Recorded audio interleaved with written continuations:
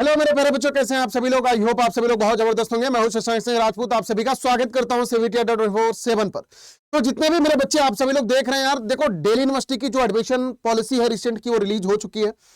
जितने भी बच्चों को सीवीटी पेपर के थ्रू दिल्ली यूनिवर्सिटी में एडमिशन लेना है 2024 में, उन बच्चों के लिए इन सब चीजों को जानना बहुत जरूरी है। बहुत सारे डाउट्स आपके इसमें क्लियर हो जाने वाले, आई एम डैम श्योर, क्योंकि आए दिन आप सभी लोग इन्हीं सब डाउट्स को पूछते हो और ये चीजें दिल्ली यूनिवर्सिटी की गाइडलाइन में क्लियर कट लिखी हुई है।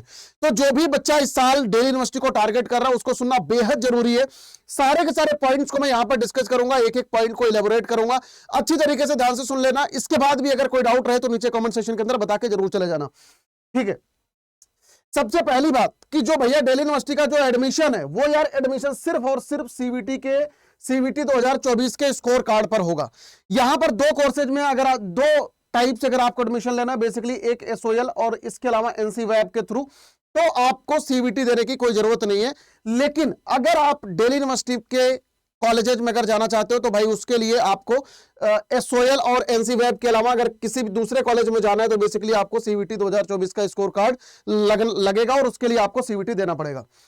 इसके अलावा जो कैंडिडेट हैं भाई वो क्लास 12वीं के या उससे इक्विवेलेंट कोई भी सिंगल रिकॉग्नाइज बोर्ड से आपको पास होना जरूरी है। कई बार को बच्चे डबल बोर्ड से पास आउट होते हैं, भाई आप फेल हो जाओगे। तो प्लीज देखो, आपसे गुजारिश है कि सिंगल बोर्ड से ही आप पेपर दो 12वीं का, मतलब डबल बोर्ड में मत इन्वॉल्व हो, अदरवाइज ये आपको डिस्क्वालीफाई कर देंगे दिल्ली यूनिवर्सिटी वाले। अगला, for the admission in the DU, अगर आपको दिल्ली यूनिवर्सिटी में एडमिशन चाहिए, it is mandatory for all candidate in CVT 2024 in those subject in which the appearing class 12। यार इसका कहने का मतलब यह है कि भाई अगर आपको सीवीटी 2024 के थ्रू दिल्ली यूनिवर्सिटी में एडमिशन चाहिए तो आप उन्हीं डोमेन में पेपर दो जो आपने 12वीं में पढ़ रखे हैं। मान लो अगर तुमने क्लास 12 में लेट से तुमने मान लो बायोलॉजी नहीं पढ़ रखा और इसके बाद तुम दिल्ली यूनिवर्सिटी में जा रहे हो कोई बायोलॉजी का पेपर देने, तो आप नहीं दे पाओगे इस तरीके से, समझ में आ रहा है।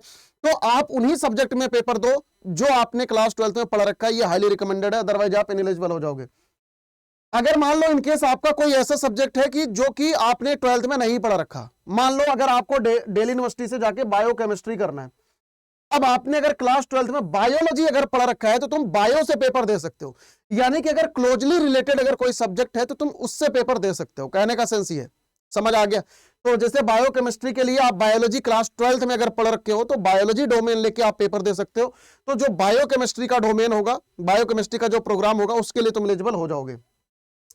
जितने भी साइंस के कोर्सेज हैं भाई उसमें 30% जो मार्क्स है वो लैंग्वेज का तुम्हारा कैलकुलेट किया जाएगा, एक्सेप्ट सीएससी कंप्यूटर साइंस और इसके अलावा मैथमेटिक्स ऑनर्स, बीएससी मैथ और इसके अलावा स्टैट्स ऑनर्स। जितने भी साइंस के प्रोग्राम है सब में 30% मार्क्स आपका लिया जाएगा। यानी कहने का मतलब यह है कि जैसे तुम्हारा फिजिक्स ऑनर्स हो गया, केमिस्ट्री ऑनर्स हो गया, बायोलॉजी ऑनर्स हो गया, इन सब में तुम्हारा 30% ये क्वालिफाइंग रहेगा।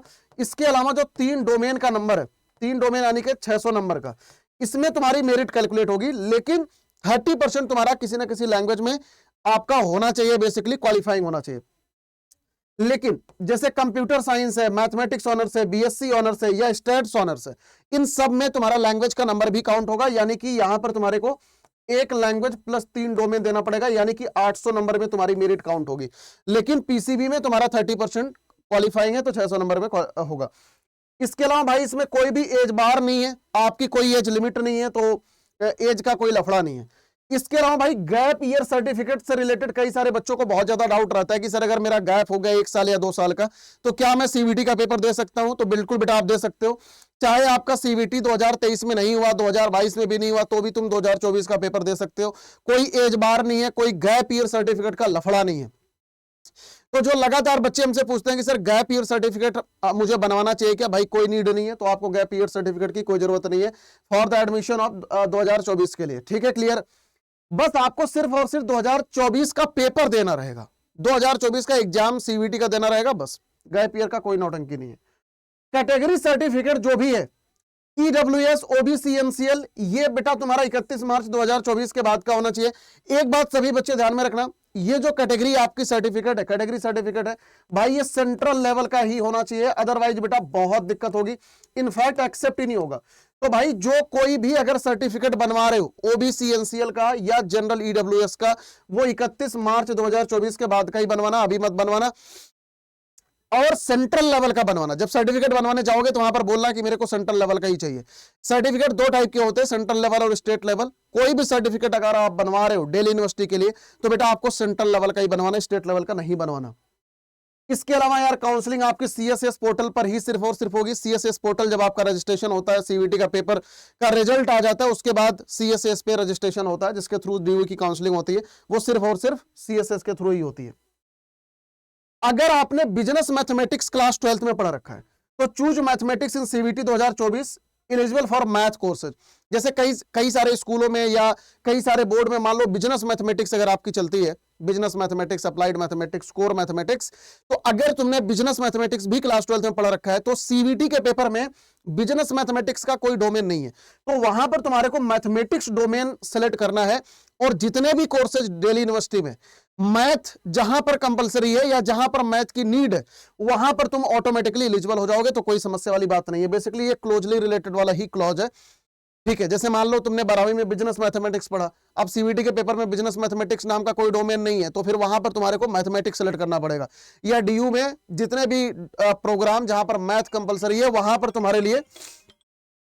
पर तुम्हारी एलिजिबिलिटी ऑटोमेटिकली बन जाएगी। समझ में आ रहा है सभी बच्चों को? तो आई थिंक क्लियर होगा यार ये वाला पॉइंट भी। अगले पॉइंट पर आते हैं। अगर तुमने 2023 का पेपर मान लो दे दिया है तो भाई 2024 का पेपर देने में कोई दिक्कत नहीं है, लेकिन एक बात ध्यान रखना कि जो तुम्हारा स्कोर कार्ड है वो सिर्फ और सिर्फ 2024 के पेपर पर ही कैलकुलेट होगा। ऐसा नहीं है कि 2023 में तुमने कुछ नंबर पा गए तो 2024 में कोई उसकी अहमियत है, कोई अहमियत नहीं है। जितना नंबर 2024 में पाओगे उसी के हिसाब से तुम्हारी काउंसलिंग होगी, बाकी इसके अलावा कोई भी दिक्कत नहीं है।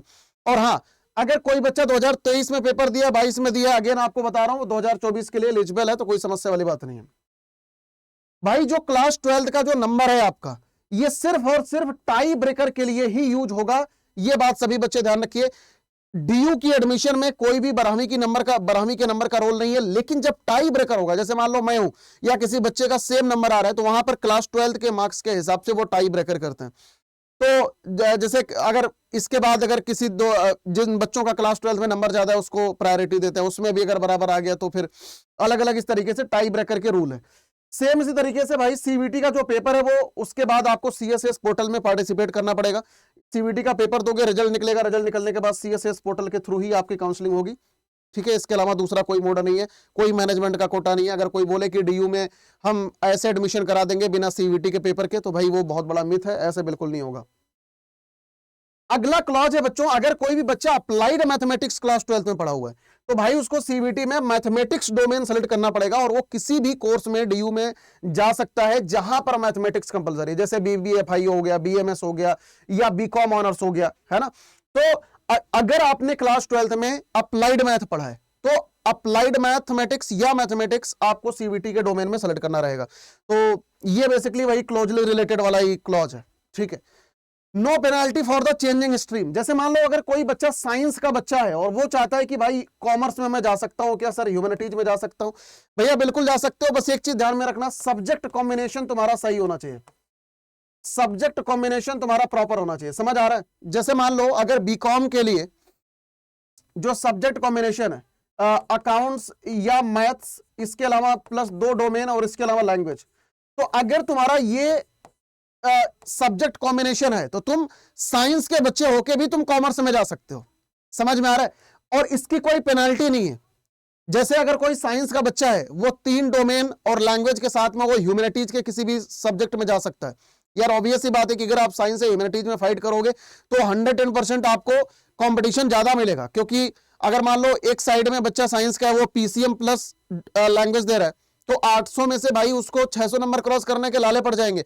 लेकिन अगर वहीं पे कहीं पे अगर ह्यूमैनिटीज का बच्चा हो, पॉलिटिकल साइंस और हिस्ट्री और ज्योग्राफी से पेपर दे दे, तो यार ऑब्वियस सी बात है कि उसका 800 में से 750 नंबर के ऊपर चला जाएगा। तो साइंस के बच्चे को ह्यूमैनिटीज या कॉमर्स में फाइट करने में समस्या आएगी, उसमें कोई दो राय नहीं है। लेकिन अगर चेंज करना चाहते हो आराम से आप चेंज कर सकते हो, उसमें कोई पेनाल्टी वाली बात नहीं है। बस जो तुम्हारा सब्जेक्ट कॉम्बिनेशन है ये प्रॉपर रहना चाहिए। और इसके अलावा merit calculation on the subject combination. अब मान लो जैसे साइंस डोमेन है, अब साइंस डोमेन में सिर्फ और सिर्फ 3 लैंग्वेज और क्वालिफाइंग लैंग्वेज का काम है, तो तुम चाहे जीटी दे दो चाहे मत दो, कोई फर्क नहीं पड़ता। आपकी मेरिट उसी चीज में कैलकुलेट होगी जो तुम्हारा सब्जेक्ट कॉम्बिनेशन है। समझ में आ रहा है? जैसे मान लो अगर किसी भी कहीं पे अगर जीटी का काम ही नहीं है, जैसे मान लो बीएमएस हो गया, अब बीएमएस में आपका जीटी चाहिए, एक डोमेन चाहिए और मैथमेटिक्स कंपलसरी है। अब यहां पर चाहे तुम फिजिक्स केमिस्ट्री ले लो, कोई फर्क नहीं पड़ता। तो जिन चीजों का काम है, जो सब्जेक्ट कॉम्बिनेशन है, मेरिट सिर्फ और सिर्फ उसी की कैलकुलेट होगी, बाकी सब्जेक्ट आप दोगे वो एकदम व्यर्थ है, कोई सेंस नहीं है। अब यहां पर देखो बीकॉम ऑनर्स के लिए एक स्पेसिफाई कर रखा है, जैसे बीकॉम ऑनर्स का कोई बच्चा है और भाई ऑब्वियस सी बात है, मान लो कि वो कॉमर्स का बच्चा है, अब उसको बीकॉम ऑनर्स चाहिए, लेकिन उसने क्लास 12 में मैथ्स नहीं पढ़ रखी, तो भाई आप क्लास 12 में अकाउंट्स ले लो, 2 डोमेन और ले लो, लैंग्वेज ले लो, आप आराम से कर सकते हो।